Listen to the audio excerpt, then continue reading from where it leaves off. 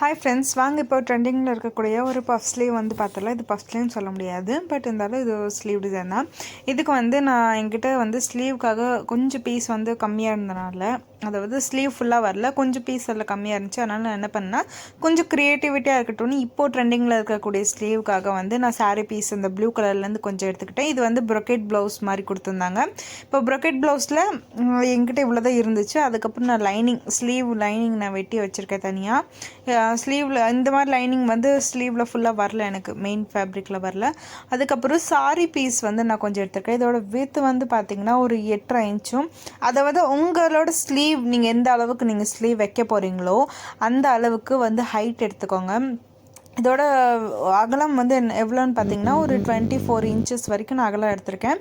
அதில் வந்து நம்ம ஃபஸ்ட்டு அந்த ஃபேப்ரிக்கோட சென்டர் மார்க் பண்ணிக்கலாம். அதாவது இந்த சாரீ ஃபேப்ரிக் வந்து நம்ம சென்டரில் வைக்க போகிறோம். ஸோ இதோட சென்டர் மார்க் பண்ணிவிட்டு அந்த சென்டர்லேருந்து ஒரு 2 இன்ச் அளவுக்கு நம்ம வந்து மார்க் பண்ணிட்டு வரலாம். ஃபஸ்ட்டு ஒரு 2 இன்ச்சில் ஒரு மார்க் போட்டுடலாம், அடுத்து 4 இன்ச்சில், அப்புறம் 6, 8, 10, 12 அந்த மாதிரி நீங்கள் வந்து ஒரு 2 இன்ச்சு இடைவெளி விட்டு நீங்கள் வந்து மார்க் பண்ணிவிட்டு வாங்க. 14 இன்ச் வரைக்கும் எனக்கு வந்து வந்துச்சு. 15 இன்ச் அப்போனா ஒரு 30 இன்ச் அளவுக்கு நீங்கள் அந்த ஃபேப்ரிக் வந்து சாரீ ஃபேப்ரிக் வந்து அகலம் எடுக்கணும்னு நினைக்கிறேன்.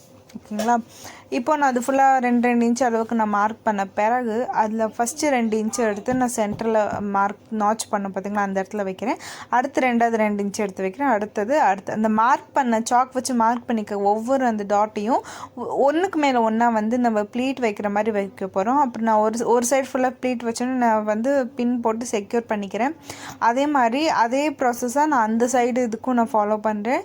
ஒவ்வொரு சாக் மார்க் பண்ண மேலேயும் இன்னொரு சாக் மார்க் பண்ணதை தூக்கி வச்சு நான் இந்த மாதிரி 1 by 1 வச்சு ஸ்டெப் பை ஸ்டெப்பாக அதில் பண்ணிவிட்டு அதுலேயும் வந்து நான் ஒரு பின் போட்டு ஒரு ரஃப்பாக ஒரு தையல் போட்டுடுறேன்.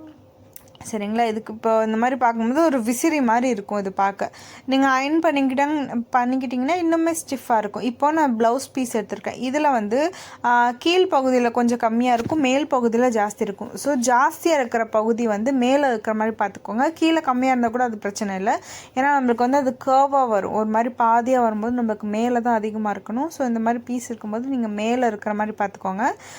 நான் வந்து மேலே இருக்கிற மாதிரி வச்சு அந்த பீஸை வந்து நான் ஜாயின் பண்ணிக்கிறேன். அதாவது 2 ப்ளவுஸ் பீஸுக்கு நடுவில் இந்த sari blue colour sari piece வந்து இருக்கிற மாதிரி பார்த்துட்டு அதுக்கப்புறம் நான் தையல் போட்டுட்டு அந்த ஃபஸ்ட்டு நம்ம எப்படி ப்ளீட் பண்ணமோ அதே மாதிரி ப்ளீட் பண்ணிவிட்டு இப்போ நான் ஒரு தையல் வந்து போட்டு எடுத்துகிறேன். அதுக்கப்புறம் மேலே இருக்கிற ப்ளீட்டை வந்து 1 by 1 பக்கமாக இருக்கிற மாதிரி நீங்கள் வச்சு ஒரு தையல் அதுலேயும் போட்டுட்டு வர்ற மாதிரி இருக்கும். இல்லைனா அது போக போக விரிஞ்சுக்கிட்டே இருக்கும். இது வந்து உங்களோட கையோட அகலத்தை பொறுத்து, அதாவது எந்த அளவுக்கு வேணுமோ. தோராயமாக வந்து இந்த மாதிரி டிசைனுக்குலாம் மேலே ஒரு 3 இன்ச் அளவுக்கு அந்த ப்ளூ கலர் பீஸ் வந்து ஒரு 3 இன்ச் அளவுக்கு இருக்கிற மாதிரி பார்த்து வச்சுக்கோங்க.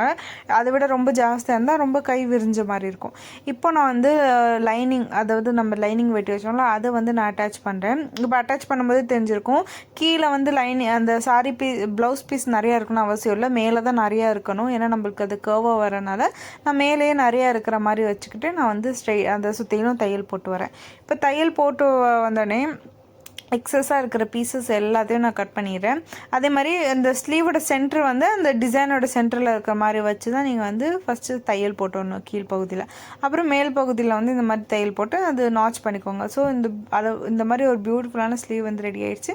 இதை நீங்கள் இப்படியும் நீங்கள் வந்து அப்படியே ஸ்லீவாக நீங்கள் போட்டுக்கலாம், கீழே பைப்பிங் கொடுத்துட்டு ஒரு அழகுக்கு. இல்லை பார்டர் இருக்குன்னா நீங்கள் அந்த பார்டரை அட்டாச் பண்ணிடலாம்.